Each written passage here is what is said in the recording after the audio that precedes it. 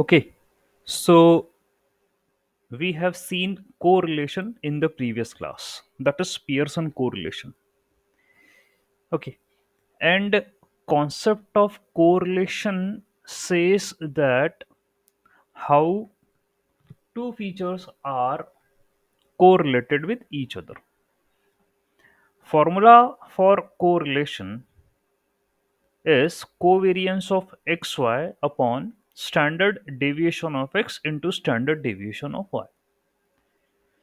So some important terms which we have learned in statistics is mean, variance, standard deviation. Okay, I'm talking in context of this topic. Okay, so standard deviation is square root of variance. Variance is how a point differ from its mean. See, we are having mu, we are having x bar. I taught in the previous lecture that x bar is for sample. Okay, this is sample mean, and nu is your population mean. Okay, fine. So here I am writing variance x minus x bar. That means I am talking about the sample, and square root of the variance is standard deviation. All right. So these terms are important, and then covariance was included in Pearson correlation because here I am talking about two features x1 and x2. Okay, two features, how they are correlated. So we will be taking the mean of x1, we will be finding the mean of x2, and then x1 minus summation of x1 multiplied by x2 minus summation of x2 divided by sigma x1 sigma s2. That means standard deviation of x1 and standard deviation of x2. This is your Pearson correlation. Also, the value of Pearson correlation lies between -1 to +1. Okay, +1 means highly correlation, directly proportional. Okay, direct proportionality. And -1 means again highly correlated but inversely proportional. Okay, that means one feature is increasing, another feature is decreasing with the same rate. Zero means no correlation. So what we expect is the features, okay, like x1, x2, these should be least correlated among each other. The features should have to be least correlated among each other. Okay, fine. So for that, how to know correlation needs to be find out, and then we will understand that how they are correlated. And if the features are correlated, then obviously we are not going to keep them in our model training. For example, we are having x1, x2, x3. These are the features. X1 and x2 are highly correlated, so don't keep both of the features in model training because it will lead to overfitting. Okay, why? Because model capture x1, it will capture x2 by default because both are correlated. Correlation means points, na? Obviously, points. So if model has an ability to capture x1, it will capture x2 also because x2 is dependent upon x1. So it's better choose either of the feature. Don't take both. As model will lead to overfitting. Okay, so we do expect that whatever be the features we are taking for the model training, they should be independent of each other or least correlated. Least. All right. So for that, we'll calculate the correlation and then we'll take the decision. All right. Fine. So That's what I did discussed in the previous class. Okay, yes, Ram sir, ask the question. So, sir, first, like already we should check intercorrelation between two variables, then we need to take the. Correlation between the variables. Yes, first correlation between the variables, then we'll take the decision that we have to drop the feature. Okay, Okay, sir. first correlation need to be identified. And with this also, for example, again, let me pick up that features only x1, x2, x3.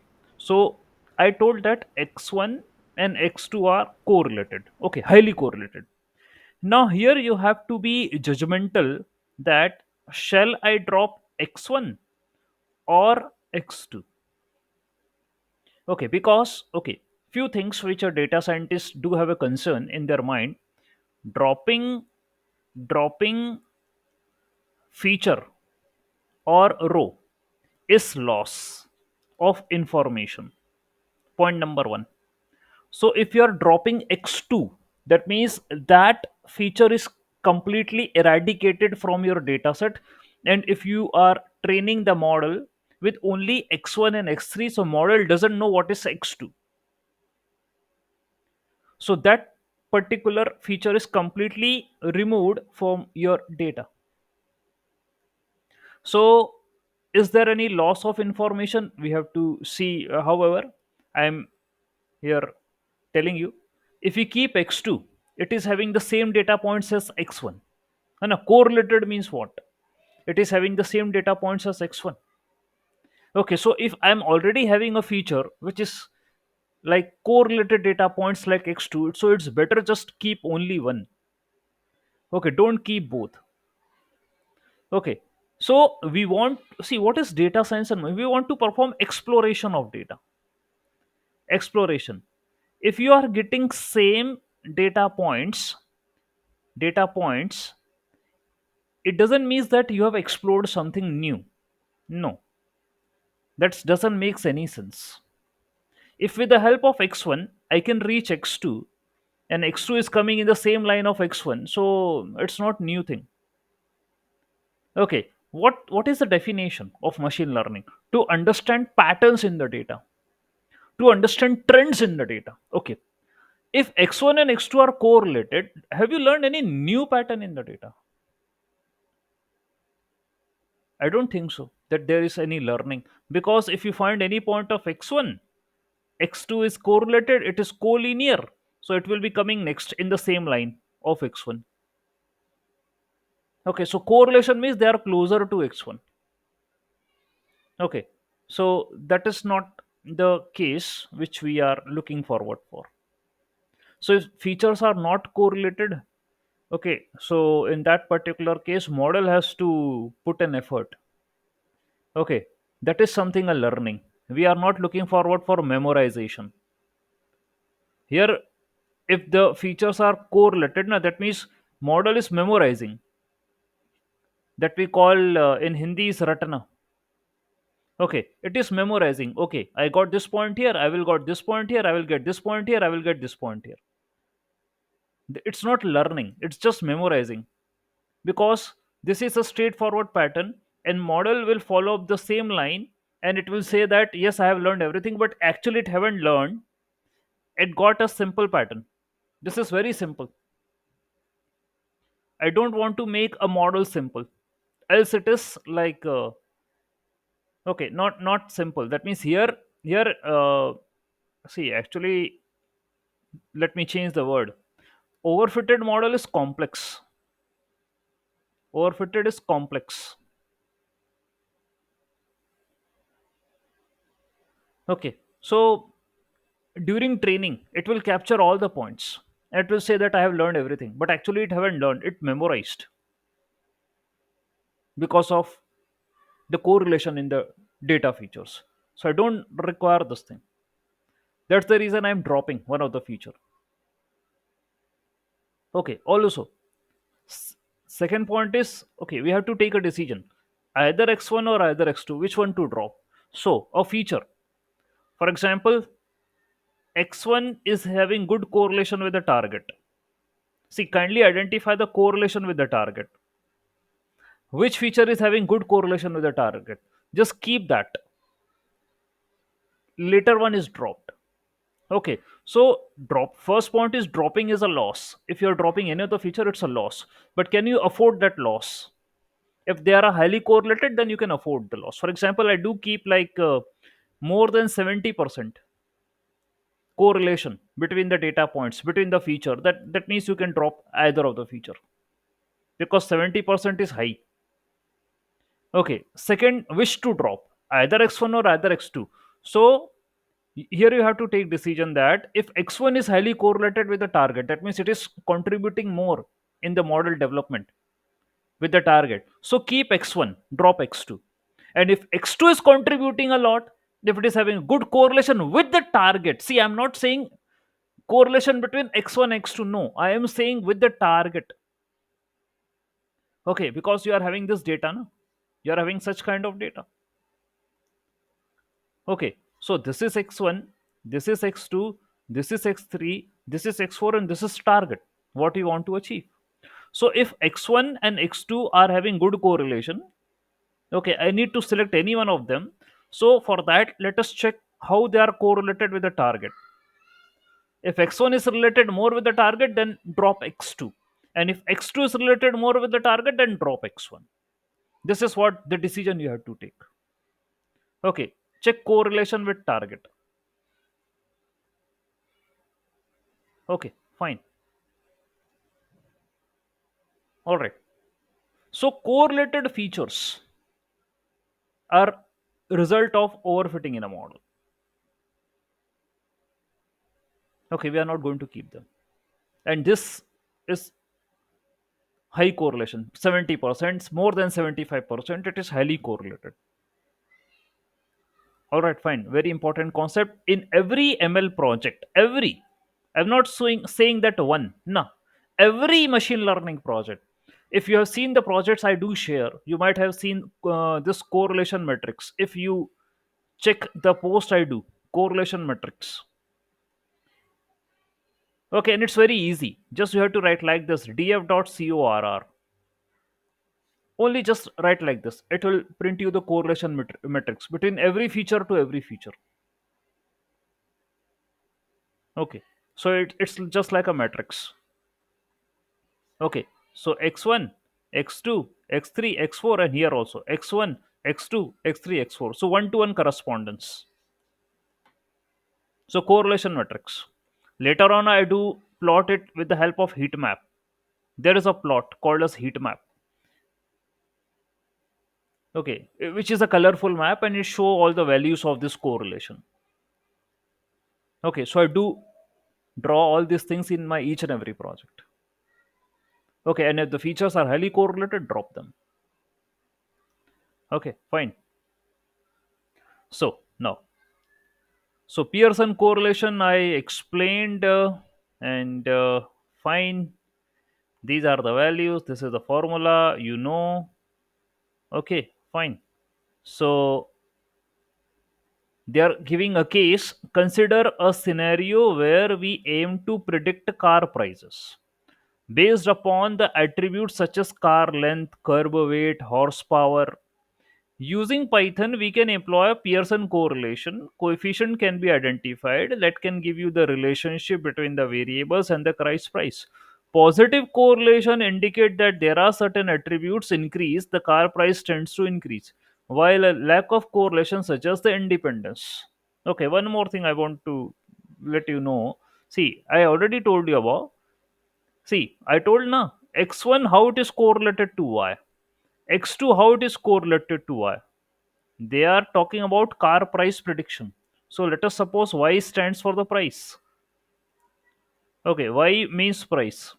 So how color ya car model, car color, okay, are correlated with the price. So those features I will keep.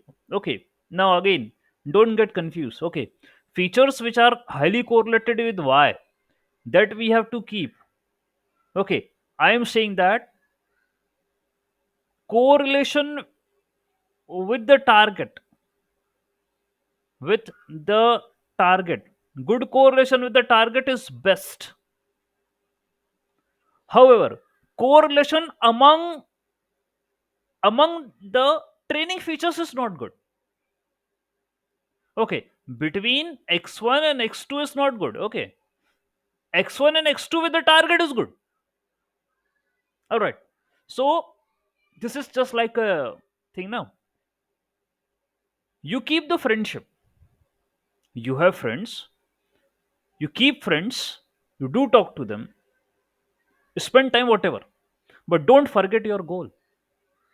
Your correlation with the goal should be like 100%. Don't spend that much time that you forget your goal with the friends. So let us suppose x1 and x2 are friends. Okay, fine. They are correlated, least correlated, fine.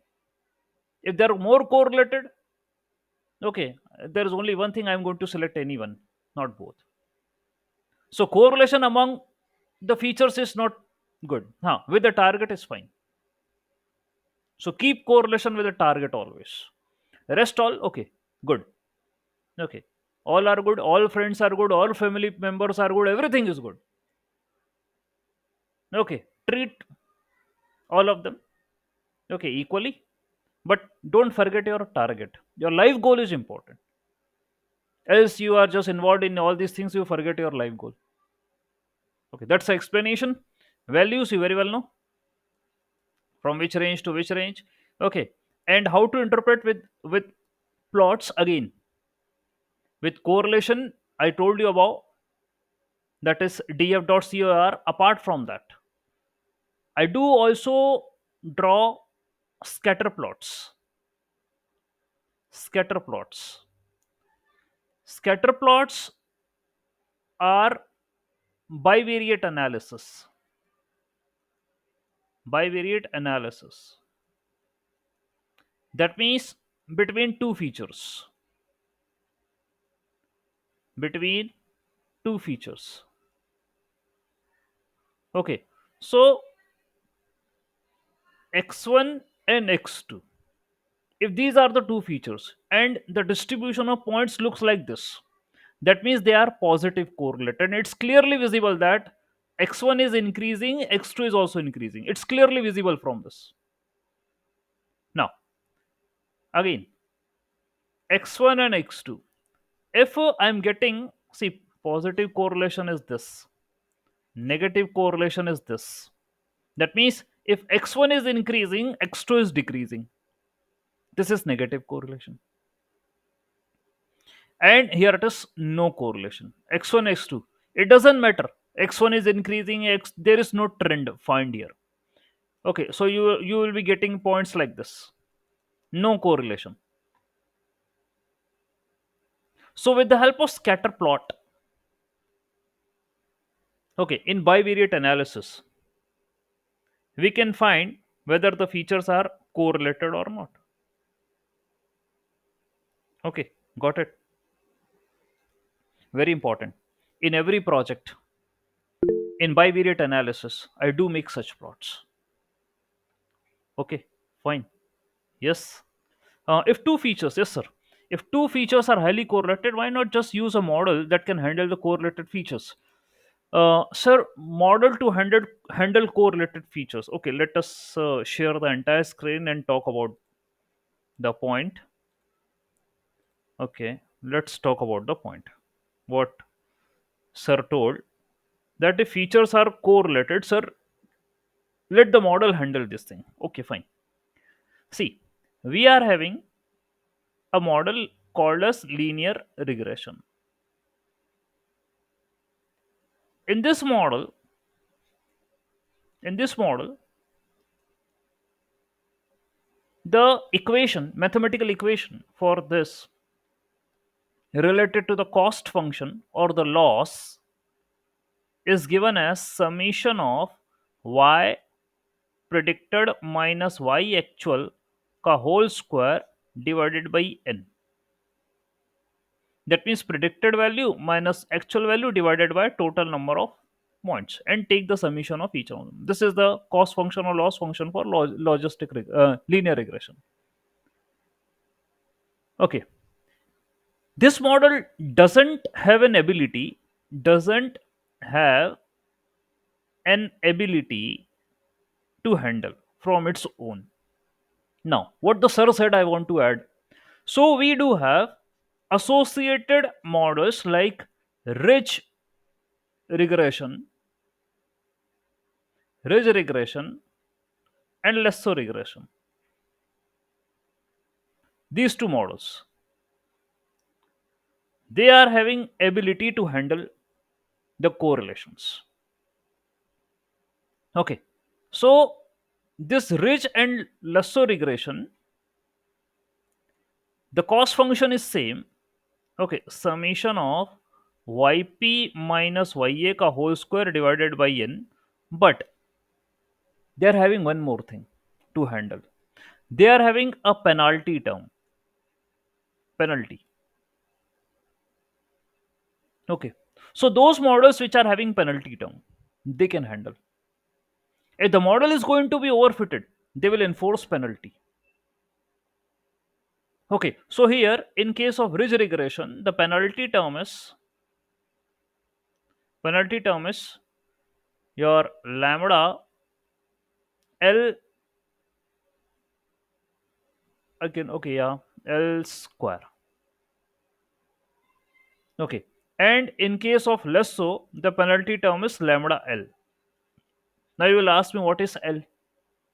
Okay, because I want to explore this thing ahead right now, not right now, but sir has asked a question, so I'm just referring to you that if model is overfitted, then such penalties are enforced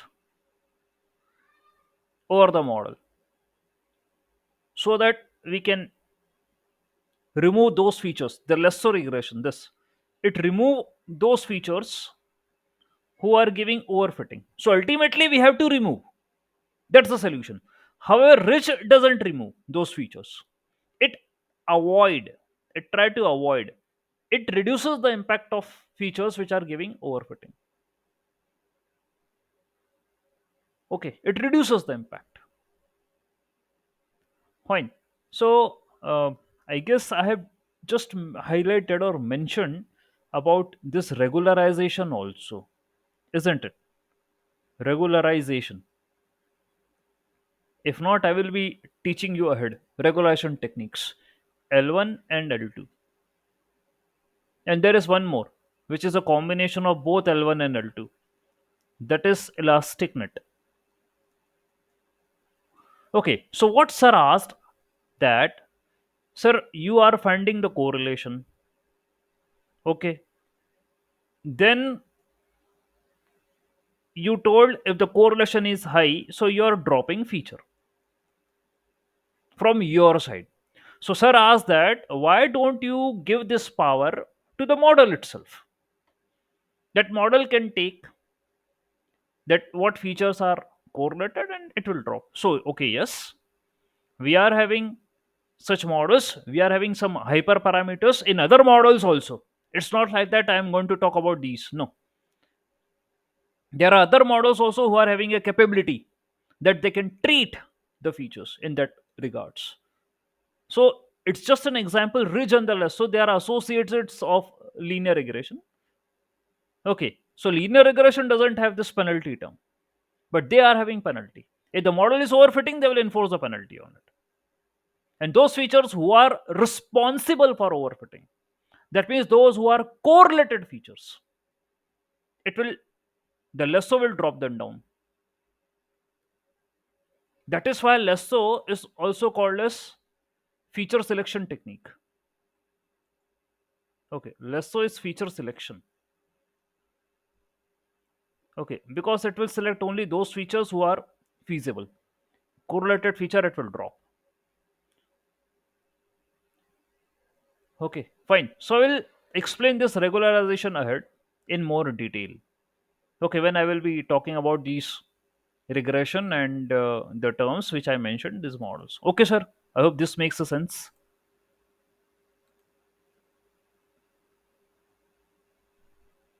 Okay, sir. Fine.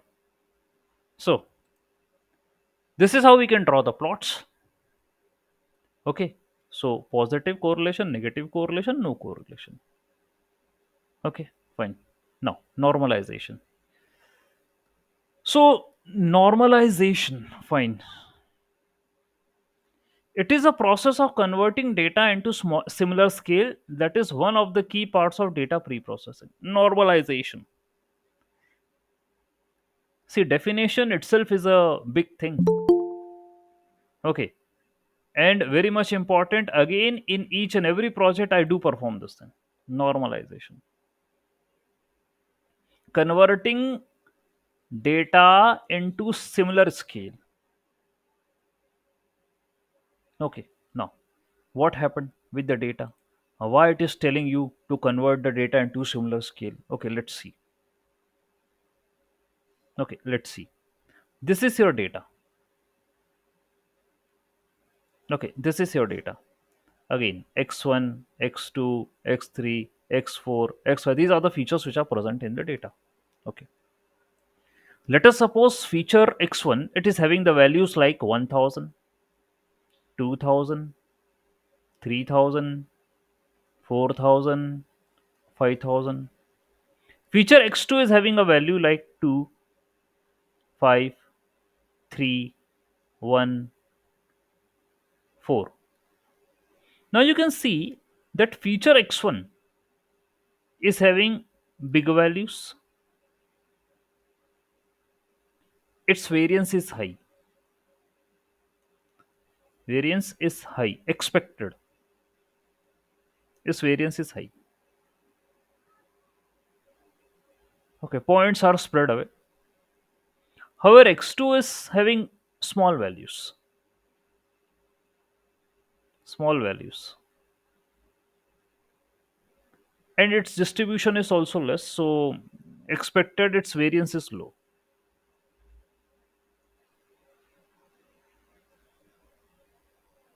Okay, fine. Now, maybe these two features of are of different domain. For example, one is like kg and one is like in another scale, in different scale. This is in kg. For example, this is the weight and this is the length.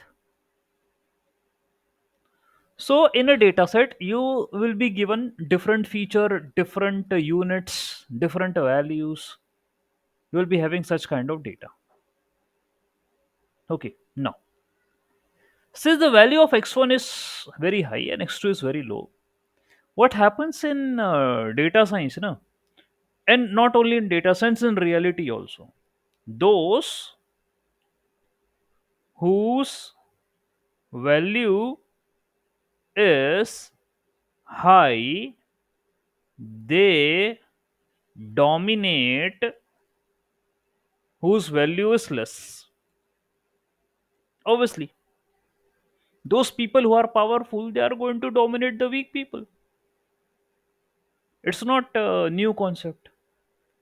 So obviously, the value of x1 is more, very more, and x2 is very less. So when we are going to train the model, the impact of x2 will be subside by x1. X1 will say that, okay, mister, hello, how are you? I am the powerful person here. Okay, so don't come on my path. This thing x1 will say to x2. So x2 will say, okay, sir, you are more rich than me. You are more powerful than me. You are having high range of values. Your variance is high. So what can I do? Okay, so the impact of x2 will be made very less by x1 and x1 will dominate. So here x1 will be dominated feature and x2 will be like, okay, anyhow it has to compromise. We don't want this thing. Okay, we are looking here for equality. Okay, that's why now come back again to the definition. What does it? Converting the data into similar scale. What do you mean by equality? Equality means I want to make all the features to come on a similar scale, equality. There should not be any differentiation on the basis of, there are many factors in real world that we do discriminate the people. Okay, so similarly there is a discrimination in data also, in features also, but we are looking forward for similarity. So if I want to remove this dissimilarity, inequality, let's bring the data on a similar scale. That is called as normalization, a process of converting data, bringing data on a similar scale. That's called as normalization, and it is one of the important step of pre-processing. If you don't do this thing, then obviously I told you, features which are having high value, they will lead, and feature which are having low value, they don't have any scope. But that's what I don't want to do. Okay, and normalization is a pre-processing technique used in machine learning to scale and transform features to a common range. I want to make the data points come in a common range. All should have in a common range. All are equal. Come in a common range. Okay, there should not be any dissimilarity. Okay, so handling different scales. That's what I explained right now. Why we use normalization in machine learning. Handling different scale. That means features in the data set often have different scales and the ranges. For example, one feature may range from 0 to 100. One can be range from 0 to this much. So when the features are not on the same scale, it is negatively impact the performance of machine learning algorithms, such as based upon the distance or the gradient descent. These are some techniques in ML. Don't, okay, I will, okay, just understand. So normalization bring the features to a similar scale, preventing features with larger magnitude from dominating the learning process. Just whatever now is written here on the sheet, I have already explained you. That's the conclusion. I don't want the dominance, because those features whose value are high, na, they will dominate the weak features, and the high value features, na, they will take the complete credit of learning process. Machine learning, na, training, they will take the credit. Okay, so many optimization algorithms also, where we are going to reduce the loss. Okay, I know that you're not understanding this concept of loss, but just listen. Slowly you will come on a track. Okay, so optimization algorithms, they use normalized data. Okay, many algorithms, many techniques, many machine learning algorithms, they do want the data to be normalized. Okay, for example, we'll be studying one algorithm called a support vector machine. It expects data to be normalized. This is one of the algorithm which expects data to be normalized. However, some algorithms like decision tree, random forest, they don't expect, they don't need, because their working approach is different. Okay, so the working approach of SVM is it's distance based actually. So it require normalized data, but they are not distance based, so they don't require normalized data. So we'll see requirement of algorithm to algorithm. Okay, fine. So here the terms came again, which I explained: regularization, penalization. Regularization technique L1, L2. Just I, है ना, just few minutes previous. Now I told prevent overfitting. Okay, how to prevent overfitting? Penalty. Give penalty to the model to prevent overfitting. Okay, so that's what sir asked na, that okay, is there any chance that model itself can take care of that? Yes, model can take care. We are having those kind of models, and apart from that, we are having separate hyperparameter also that will be considered as to be penalty. Okay, normalization. Normalization helps to balance the regularization across all the features, ensuring no single feature is under influence on the regularization process. Okay, I will explain normalization. Okay, so just relax right now. Fine. When I will be talking about the equations, there only I will be teaching the normalization or regularization. Okay, so once let me teach linear regression, then I will talk about the regularization. Okay, fine. Then distance based algorithms. Okay, like KNN, K nearest neighbors, K means. There are very distance based algorithms. So, normalization or this technique, okay, which I am telling, this normalization, regularization, whatever. Okay, normalization. Stick to this word, normalization. It is important in those algorithms which are distance based. Here, I already told now. SVM is distance based algorithm. Okay, so where the distance is important, distance between the data points is important, normalization is important. So those algorithms, for example, like K nearest neighbors, K means algorithm, okay, SVM, they require data to be scaled. Okay, don't forget this thing because when I will be teaching SVM, again this point will come up. That sir, what's the requirement of SVM algorithm? What's the requirement of K nearest neighbor? Okay, you have to normalize the data. Okay, fine. So once they get scaled, it will be easier for model to capture the points. And if they are not scaled, then it will be difficult for the model. Okay, and it will go to capture those points which are having the high variance. In meanwhile, the low variance points will be left, and model will be overfitted. Or it may happen that you will not get the good scores. Ye bhi hai. Okay, you may not get the good scores. Okay, fine. So just take care. Distance based algorithm, scaling or normalization is important. Fine. Okay, so when the features are on the same scale, it becomes easier to compare their coefficients or important values. Now you don't know what are the coefficients, so just right now ignore this thing. Okay, I will let you know ahead about what it has. So we are having several normalization techniques. Okay, there are various techniques which can be used to scale the data. Okay, so some of them are like min max normalization. Here is the formula for min max: x minus min of x max minus min of x. That is x is scaled. Okay, and how you are going to get this formula? Okay, very simple. Very simple. This is x. Find mini, and these are the values which are present in x. Find the maximum value which is present in x. Find the minimum value which is present in x, and apply this formula on each and every point. That means x minus x min. So let us suppose this is the first point x.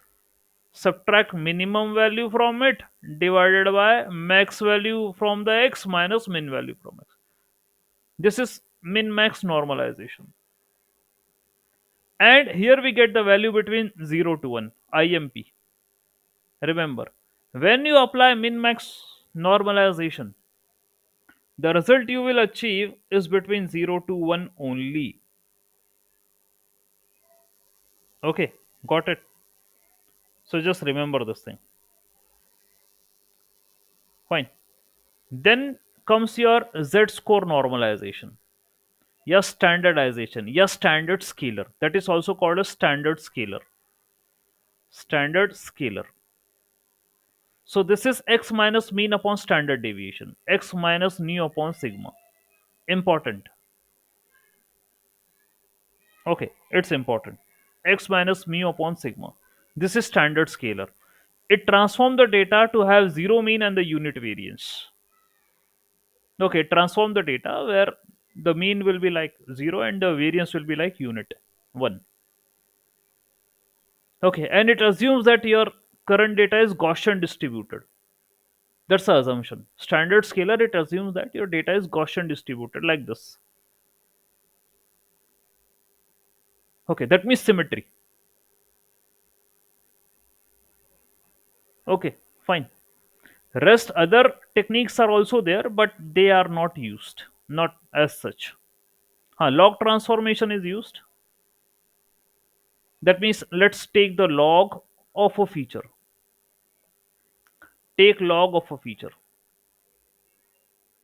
Okay, so this will compress the range of values if we take the log. Okay, and in linear regression, this algorithm, linear regression, this is very important, log transformation. All right, fine. One more thing I want to talk about this. Okay, standard scalar. Nah, it's fine. Okay, so this log transformation, it is important in linear regression because linear regression expects the data should have to be normally distributed. Okay, normal distribution of the data. That is what linear regression expect. And if the data is not normally distributed, then you have to apply log over it to transform. So this log transformation is widely used in linear regression. Okay, rest you can ignore. Ignore this thing and ignore this thing also. Decimal scaling.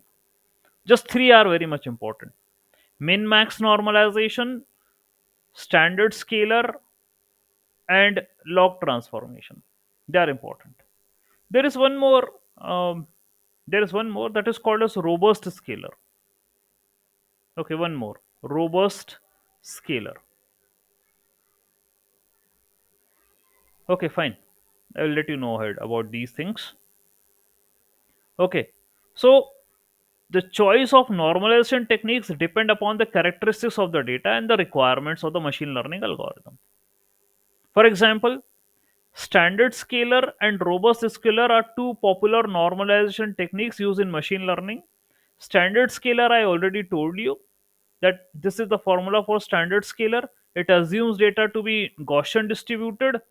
Okay, and robust scalar. Okay, fine. Now here, so standard scalar is used now. The question is, sir, when to use which scaling technique? That's the question. So when your data is normally distributed, use standard scalar. Okay, use standard scalar. And how you will know that your data is normally distributed? Okay, make histogram. It will let you know that your data is how your data is distributed. Histogram will let you know. Okay, fine. So if your data is normally distributed, standard scalar. And if your data is having outliers, okay, robust scalar is also normalization technique, but outliers. So if your data is having outliers, then use robust scalar. Okay, in this particular case, you have to use robust scalar. And the formula for robust scalar is this thing: x minus median upon IQR, interquartile range. This I already explained you. Okay, this I have already explained you. X minus median upon IQR. So robust scalar is effective when the data contains outliers or it is not normally distributed. Then apply robust scalar. Else apply standard scalar. Okay, so both standard scalar and robust scalar are for normalizing. Standard scalar when your data is normally distributed, then apply standard scalar. And if your data is not normally distributed, then apply a robust scalar if it is having outliers. Okay, these are the norms. So standard scalar and robust scalar, very important. I did explain to you right now. Okay, fine. So these are the same thing which are mentioned. Okay. So the choice of the techniques depends upon the machine learning algorithm. Okay. So in general, in SVM, we do use standard scalar. Robust scalar is specifically when you are having outliers in the data. And we do remove the outliers prior. And then we perform the scaling. Okay, so standard scalar is the preferred, then robust scalar. Okay, fine. So what the concept says? The concept says that okay, you are performing data pre-processing. Okay, you are pre-processing the data, and data is right now not in a state that it can be given to a model. Okay, never. We are not going to perform a task that you are available with the data and give it to a model. No, it never happens. Data do follow a path. After that only it will be submitted to the model, and that path is data pre-processing, EDA, visualization. All things we have to do. Then it will be submitted to the model. Okay, so I just discussed one of the important step of pre-processing is that is your normalization or scaling. That's what I discussed with you. In scaling, standard scaler, robust scaler, and min max scaler. Okay, these are important. Majorly use these two. And much more used is this standard scaler. It assumes data to be normally distributed. You can apply standard scaler. Okay, that is x minus nu upon sigma. Robust scalar, here when you are having outliers present in the data, so x minus median divided by interquartile range. Then you use robust scalar. And min max scalar, x minus x min divided by x max minus x min. It transforms the value between 0 to 1. However, that's not the case with these two. And the ultimate goal is to bring all the features in a same scale. All features on same scale. So that there should not be any dominance. Okay, so if I'm going to use a model like SVM, support vector machine, k nearest neighbor, k means. Okay, so all distance based algorithms do use this scaling or the normalization. So a concept is now made known to you, but the real thing is our application. How we are going to apply it, application. So that I will be teaching you in the projects. But till then, don't forget what I taught, because if you miss these things and you forget, then it will be difficult for me. So during project, and I will explain you each and everything. We'll be doing the project in between also. It doesn't matter that, sir, right now our maths is going on, this concept, we are not. Okay, we'll do. Not the modeling part, at least pre-processing part we'll do. How to handle the data. That I will let you know. Okay, we can learn how to handle the data. Okay, fine. All right, good. So that's what your normalization and scaling. Fine. Now, okay, there is a difference between normalization and standardization also. However, these two terms are used interchangeably. Just here I use normalization and scaling. Okay, scaling I used, standardization actually. See, normalization and standardization. Okay, because you are having this standard scalar present in normalization, so things get confused sometimes. Okay, however, these two terms are used just like okay, interchangeably. But what's the difference between these two? Let's talk about that. See, data pre-processing is an important for data analysis, that we know. Normalization means to scale numerical columns. The scaling minimizes the duplication and ensures that the numbers are scaled and shifted between some range.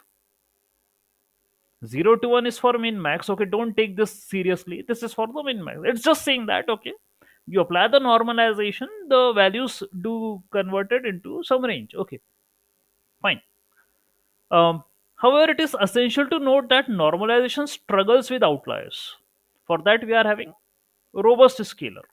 Okay, not too much worry about that. For that, we are having a robust scalar. Now, standardization refers to a z-score normalization. It is a rescaling method aligning with the characteristics of a standard normal deviation, standard normal distribution.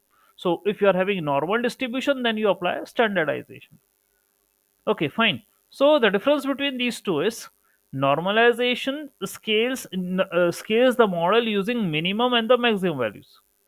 Falls between this range, also called as scaling normalization. However, standardization uses mean and the standard deviation. So standardization is a part of normalization only, but they are internally differentiating between them. Okay, here in standardization, it is talking about standard scalar. Okay, that means it is using mean and the standard deviation.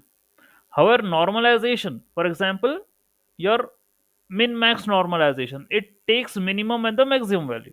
So this normalization, it's talking about min max scalar. Here it is talking about standard scalar. Okay, it's using mean and the standard deviation, x minus nu upon sigma, and it is beneficial when mean and standard deviation are set to zero. Okay, that will be beneficial. All right, fine. So these points we know. I just already told about. So standardization, if this is standardization, okay, standard scalar. Normalization, okay, normal standard scalar is also part of normalization. But now in case of normalization, we are having options: robust scalar, min max scalar. What you want to do? Which one you want to apply? Do you have outlier present in the data? Okay, robust scalar. Or you want to scale the data between 0 and 1, min max scalar. Okay, depends upon the requirement. Okay, fine. That's why they are again repeating the same thing. Normalization is not suitable for Gaussian distribution. If there is a Gaussian distribution, then use standardization.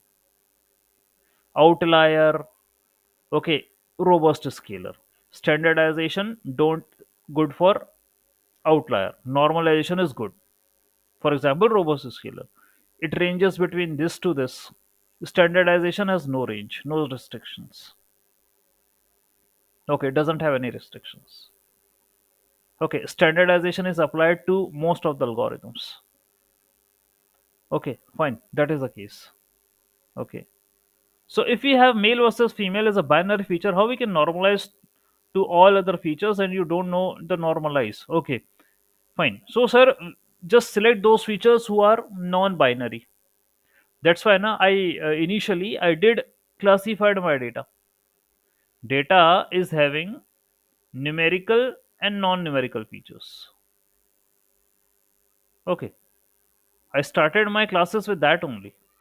In numerical, you are having discrete and continuous. So actually, no, sir, we are talking about continuous. Whatever we studied so far is related to continuous only. For a discrete or like categorical, you are not going to perform the normalization. 0 and 1, if these two values are there, no need to perform normalization. Normalization is been performed for continuous features, or scaling is performed for continuous features. Okay, for them. All right, because continuous features may vary. Discrete features are some only few countable values. Okay, so we are not going to perform the normalization over it. Male, female, we are not going to do the normalization. Okay, fine. So that is the case. Okay, we have a separate pre-processing technique for the discrete features or categorical features, and that includes your creation of dummies and other things. Okay, that means label encoding or one hot encoding. So we do that for them. Okay, however, for continuous, we do apply the standardization or normalization.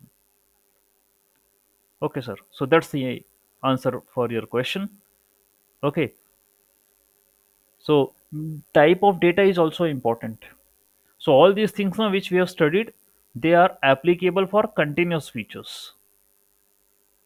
Okay, we are not going to apply normalization over discrete or categorical. Okay, it's not applicable here. only for continuous features. Okay, fine.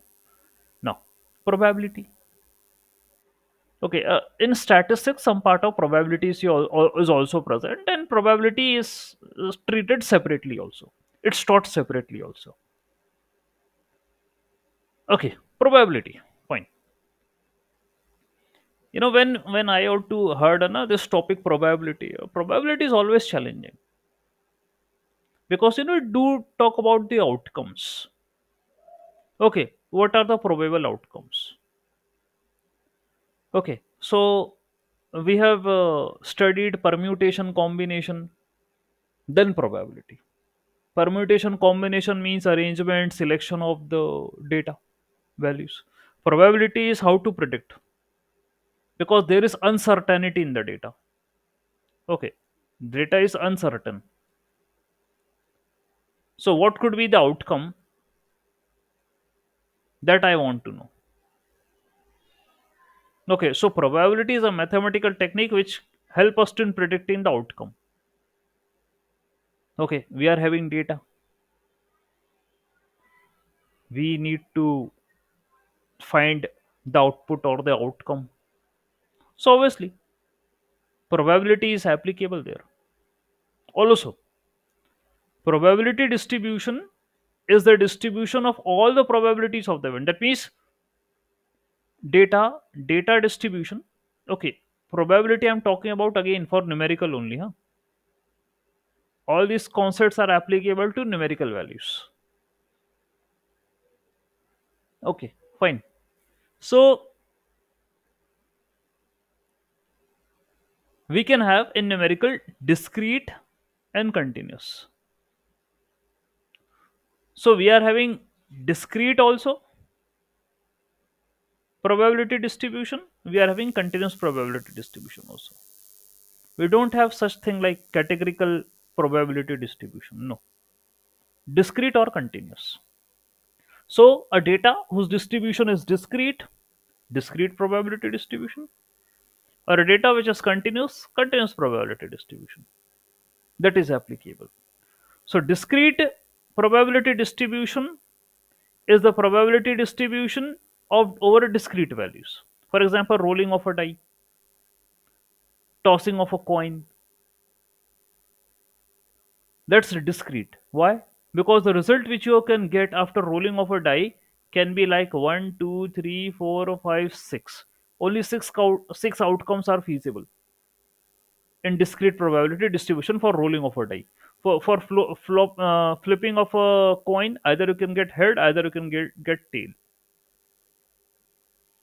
Okay, so it's discrete, 0 or 1, something like that. Whatever you want to say, you can.